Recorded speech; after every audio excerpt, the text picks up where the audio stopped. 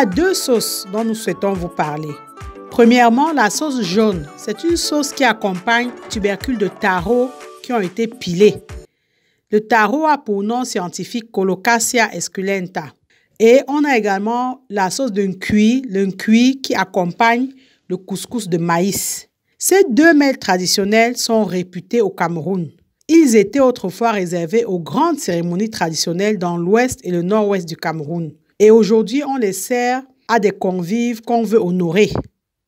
La préparation de ces sauces relève d'un savoir-faire des populations concernées. La sauce jaune, par exemple, est une émulsion d'huile de palme dans de l'eau stabilisée par le sel gemme. Le sel gemme qu'on appelle aussi kanwa. Cette eau peut également être stabilisée, extrait à queue de cendre des feuilles de végétaux ou de peaux de banane. Et dans cette émulsion-là, on a ajouté un certain nombre d'épices écrasées. Le cuit, quant à lui, est une préparation gluante obtenue par macération d'une écorce, l'écorce de Triumpheta pentadra. Et on fait macérer cette écorce dans de l'eau chaude et on incorpore également dans cette eau un mélange d'épices. Dans la préparation de la sauce jaune et du cuit, entre respectivement plus de 19 épices pour la sauce jaune et plus de 13 épices pour le cuit. Ces épices sont des parties de plantes. Ce sont soit des fruits, des feuilles, des écorces, des racines, des rhizomes, etc. Et ils sont utilisés à cause de leur apport en saveur et en arôme.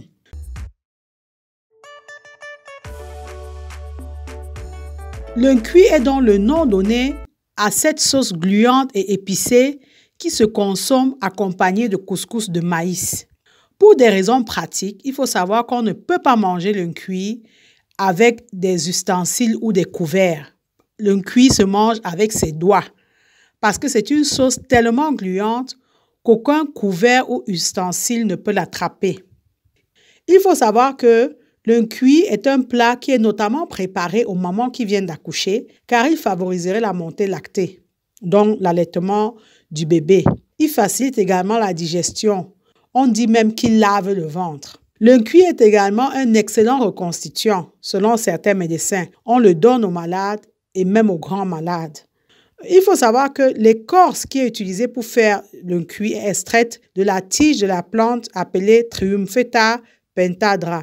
Cette écorce peut être séchée et dans ce cas, il suffira de la tremper dans de l'eau chaude pour qu'elle retrouve sa texture initiale.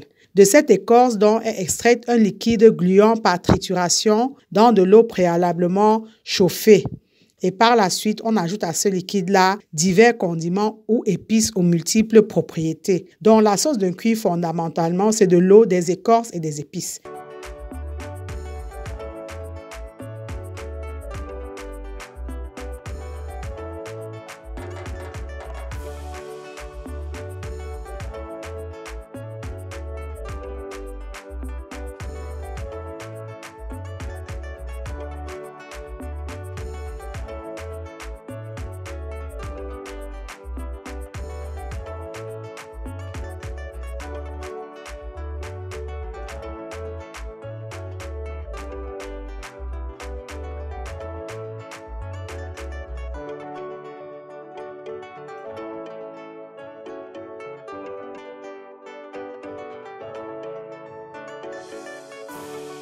AgriTV Web a souhaité en savoir plus sur tous ces condiments ou épices auxquels on prête de multiples vertus.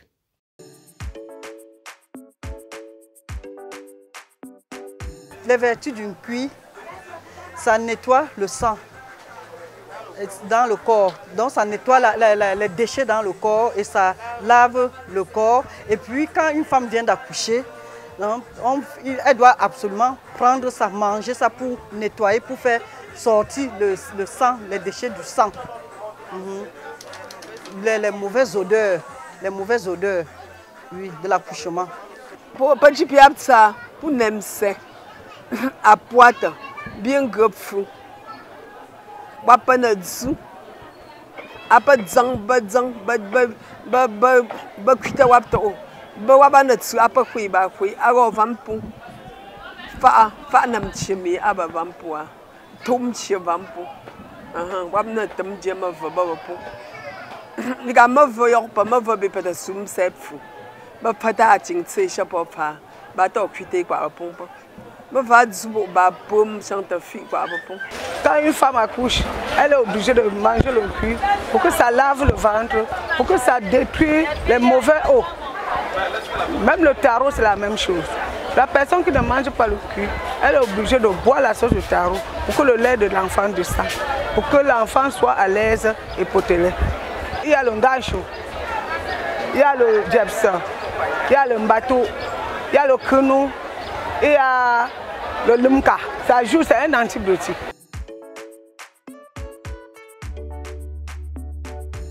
Ici, nous avons le melam.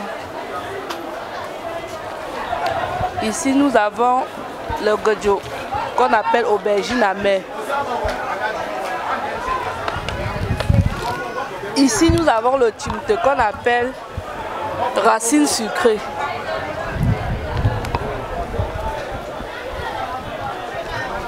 Ici, nous avons le zouf, appelé écorce blanche.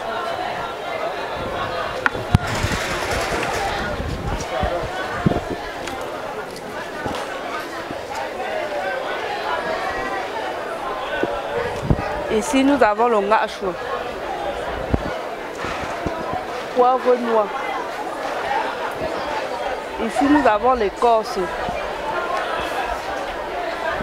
appelée l'homme. Ici, nous avons toujours l'écorce, appelée le plat. Et si vous voulez, vous pouvez mettre un peu du piment, le piment du village. L'écorce rouge, qu'on appelle en patois le guéno.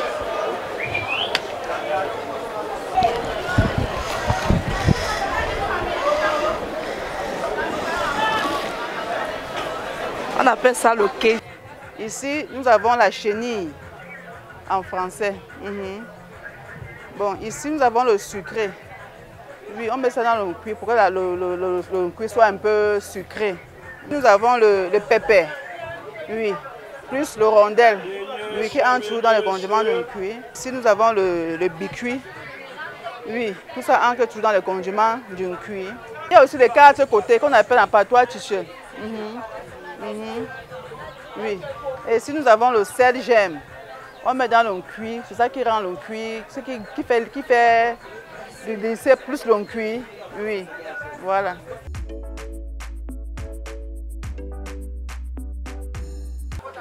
On écrase tous ces condiments, on mélange avec le sel gemme qu'on a trempé dans l'eau. Oui, on mélange tout ça avec le jus d'une canwa avant de mettre dans le cuit. On tourne. Là, c'est déjà bon pour le cuit.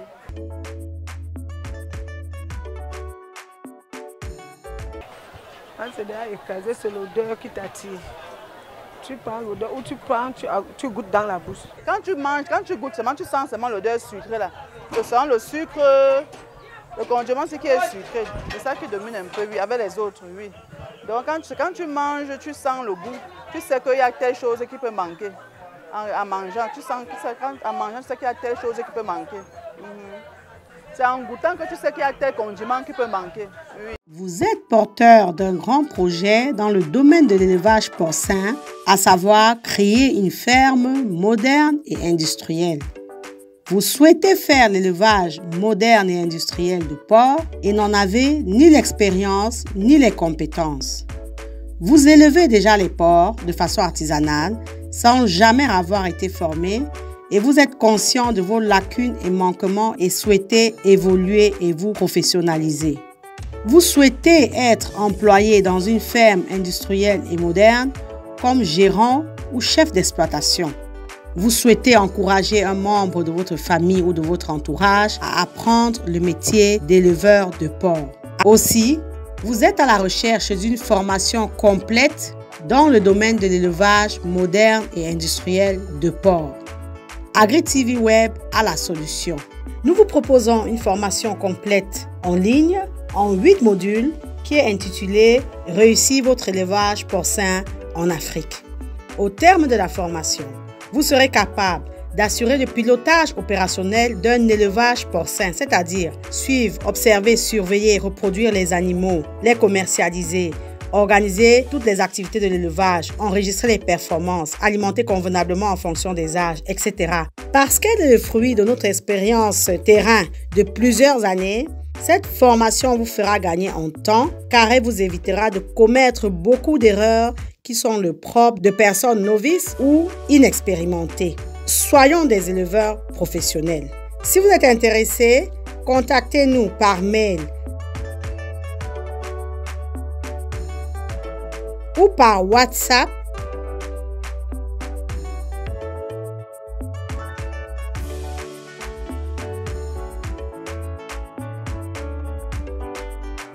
Ne l'oubliez jamais, savoir est le point de départ, mais c'est agir qui fait et fera toujours toute la différence.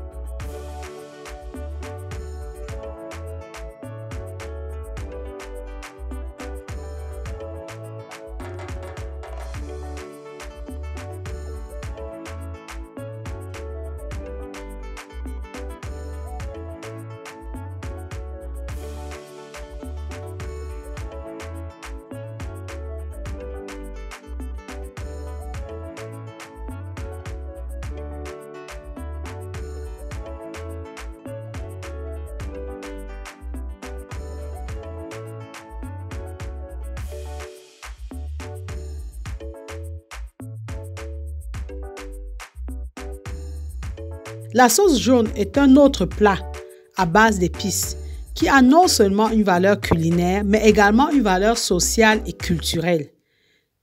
On trouve aujourd'hui dans nos grandes villes des restaurants où on ne prépare que le taro.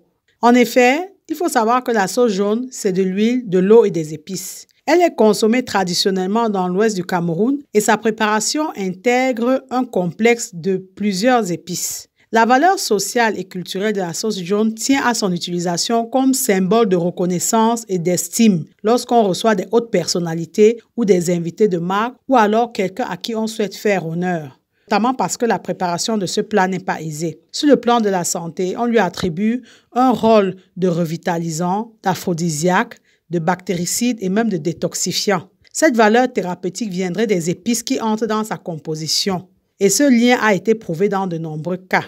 AgriTV Web également a souhaité en savoir plus sur les épices qui entrent dans la composition du taro.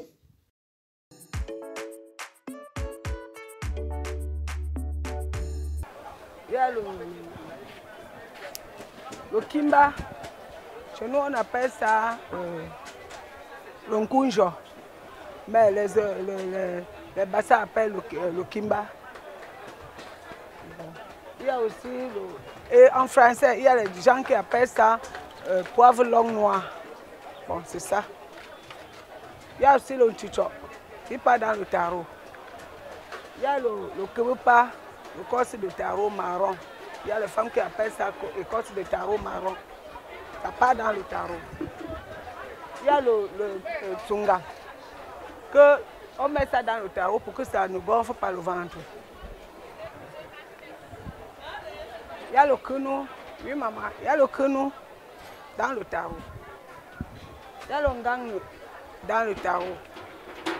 Il y a la racine sucrée dans le taro. Il y a le 4 côtés de l'ochicho. Il y a les femmes qui appellent ça 2 côtés, le chicho. Mais en patois, c'est le chicho dans le taro. Il y a le limka, plat plat, dans le taro. Il y a le sop, le poivre noir du village. Il y a le pépé, le mandjing, dans le taro. Il y a aussi le malam. Le malam. C'est ça qui rend le taro très nyanga. Il y a le sucre. Bon, quand tu es un peu malade, tu peux tourner la sauce simplement, tu mets ça pour que ça arrange bien la gorge. Et il y a certains gens qui mettent ça dedans. Et quand tu peux être gravement malade, tu prends uniquement ça et avec le sunga. Tu mélanges le deux, tu tournes ça, tu bois. Là, le loulou. Le Bassa appelle ça de l'homme. Il y a l'huile rouge, il y a le kangoua pour faire la sauce.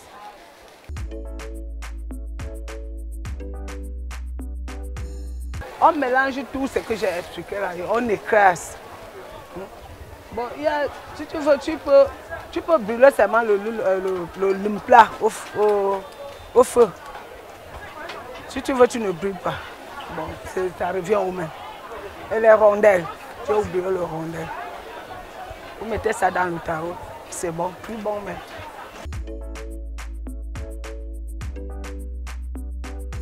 Ça dépend. Si c'est 20 personnes, si c'est peut-être 20 personnes, vous pouvez composer ça en 500 francs.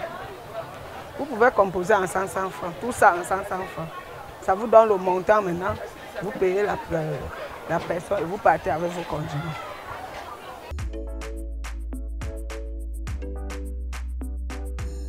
Oui, il y a ça, il y a même en Fundi, même en Mokolo.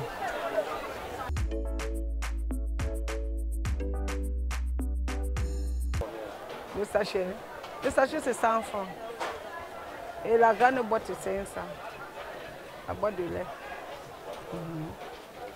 Et on livre aussi dans le seau. Si quelqu'un veut prendre pour aller revendre, on te laisse le petit seau, le demi-seau, 3500. Le grand seau là à 7000. Bon, pour que tu peux aussi chercher aussi un peu 5 francs de temps. Parce que si on te vend cher, tu ne dois pas aussi t'en sortir. Ok, c'est comme ça. Et la cuillère c'est 100 francs. Donc c'est la cuillère qu'on appelle le sachet. Il faut garder dans la boîte cassave ou dans la bouteille de Tanguy. Les femmes qui voyagent avec, mettent ça dans la bouteille de Tanguy. Pour voyager, pour aller en Europe, un peu de partout. Voilà. Et ça garde bien. Vous l'avez compris, nous avons tout intérêt à sauvegarder ces recettes, ces savoirs et ces savoir-faire traditionnels. Si dans votre pays, vous avez des plats qu'on cuisine avec plus de 10 épices, n'hésitez pas à nous en parler en commentaire. On fera peut-être une vidéo à ce sujet. Dans tous les cas, pour faciliter la préparation de ces plats, les rendre accessibles et les vulgariser à grande échelle, il serait judicieux d'investir véritablement dans des entreprises spécialisées dans la transformation d'épices. Nous espérons que cette vidéo vous a intéressé. Si c'est le cas, n'hésitez pas à la liker et la partager. Abonnez-vous à Agri TV Web et activez la cloche de notification si ce n'est pas encore fait afin de ne pas manquer nos publications. Comme vous le savez déjà, savoir est le point de départ, mais c'est agir qui fait et fera toujours toute la différence. Maintenant que vous savez, place à l'action.